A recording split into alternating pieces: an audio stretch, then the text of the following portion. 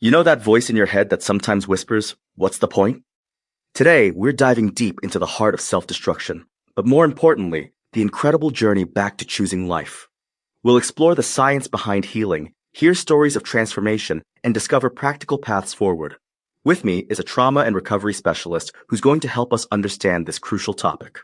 Thank you for tackling such an important subject. You know, what's fascinating is that according to recent research, the brain actually has a remarkable capacity to heal and adapt, even after significant trauma. That's really interesting. Can you explain more about how that works? Well, it's all about neuroplasticity, the brain's ability to reorganize itself and form new neural connections. Recent neuroscience research shows that trauma can alter brain structures, but healing and growth are absolutely possible through intentional practices. So our brains can actually change and heal? That seems really hopeful. Exactly. And what's particularly interesting is how this plays out in three key brain areas: the amygdala, which is our alarm system, the prefrontal cortex, which helps regulate emotions, and the hippocampus, which processes memories. And how do these areas get affected when someone's struggling with self-destructive patterns? According to recent studies, trauma can cause the amygdala to become hyperactive, leading to heightened anxiety and stress responses.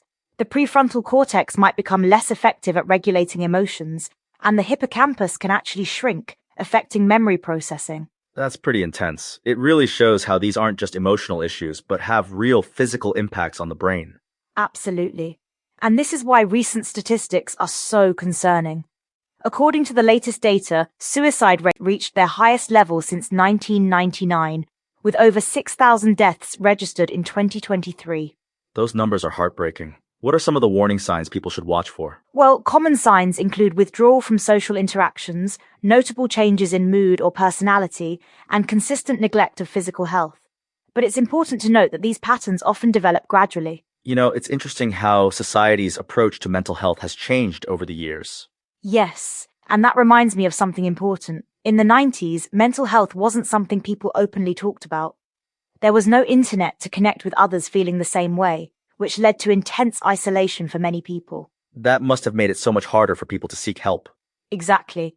And today, while we've made progress, there's still work to do. But what's encouraging is the development of evidence-based treatments like cognitive therapy for suicide prevention, or CTSP. Can you tell us more about how that works? CTSP is a structured, time-limited approach that directly targets suicide-related thoughts and behaviors. It typically involves about 10 sessions and focuses on developing specific coping skills and modifying unhelpful beliefs. That sounds really practical. What kind of success rates are we seeing with these approaches? Studies show significant reductions in suicidal ideation and behavior. But what's particularly interesting is how it helps people develop what we call a life-oriented narrative, essentially finding reasons to live. Speaking of narratives, let's talk about making meaning from difficult experiences. How does that fit into recovery? Recent research shows that finding meaning isn't about seeing trauma as positive. It's about understanding its impact and using that understanding to move forward. It's a crucial part of the healing process. That's such an important distinction. Yes, and what's fascinating is how this connects to neuroplasticity. As we develop new understanding, we're literally creating new neural pathways in the brain. Can you share some practical steps people can take if they're struggling? One of the most effective first steps is developing what's called a safety plan. This involves identifying personal warning signs, coping strategies, and support resources before a crisis hits. That makes a lot of sense, being prepared rather than trying to figure it out in the moment. Exactly. And research shows that having a concrete plan significantly reduces risk. It's about building a toolkit of strategies before you need them. What about the role of support systems? Studies consistently show that social connection is crucial, but it's not just about having people around, it's about having people who understand and can provide appropriate support. And how can people build that kind of support network? Research indicates that starting with professional support, like therapy, can help develop the skills to build and maintain healthy relationships. It's like creating a foundation. That's really helpful. What about daily practices that can support healing? Recent studies highlight the importance of routine, regular sleep patterns, physical activity, and mindfulness practices. These actually help regulate those brain areas we talked about earlier. So it's really about building a complete toolkit of strategies. Yes, and what's encouraging is that each small step activates those neuroplastic changes in the brain. Every positive choice literally helps rewire neural pathways. That's fascinating. Can you tell us more about how that process works? Think of it like creating new paths in a forest. The more you walk a particular path, the clearer and easier it becomes. The same happens in our brains with healthy coping strategies. That's such a helpful metaphor. And what's particularly interesting is how this applies to breaking self-destructive patterns. Each time we choose a healthy response, we're strengthening that neural pathway. Let's talk about some success stories. What kinds of transformations have you seen? Well, research documents numerous cases where individuals have moved from crisis to recovery. One study followed survivors over 5 years and found that with proper support, many developed stronger coping skills than before. That's really encouraging to hear.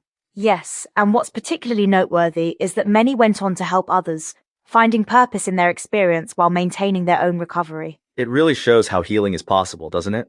Absolutely. And the research consistently shows that while the journey isn't linear, with proper support and tools, sustainable recovery is achievable. What would you say to someone who's listening right now and struggling? The most important thing to know is that you're not alone, and help is available. Research shows that reaching out, even when it feels impossible, is often the first step toward healing. And there are always people ready to help, right? Yes, absolutely. Crisis services are available 24/7, and studies show that early intervention can make a significant difference in outcomes. What about long-term recovery? What does that look like? Research indicates that long-term recovery often involves building a comprehensive support system, developing coping strategies, and creating meaningful connections with others. And it's different for everyone, isn't it? Exactly. Studies show that personalized approaches, tailored to individual needs and circumstances, tend to be most effective. What role does hope play in all of this? Research consistently shows that hope is actually a crucial factor in recovery. It's not just emotional, it literally affects brain chemistry and healing potential. That's really powerful. And what's fascinating is how hope can be cultivated through specific practices and support systems. It's not just about feeling hopeful, it's about building hope through action. Can you give us some examples of those practices? Studies show that setting small, achievable goals, celebrating progress, and connecting with others who've walked similar paths can help build hope systematically. So it's really about taking those small steps forward. Exactly. And research shows that each small success builds momentum for larger changes, creating what we call an upward spiral of recovery. As we wrap up, what's the most important thing for our listeners to remember? The science is clear. Healing is possible. Your brain has an incredible capacity for change, and with the right support and tools, you can move from survival to truly living. Thank you for sharing all this valuable information. And to our listeners, remember, choosing life isn't just about surviving. It's about creating a future worth living for.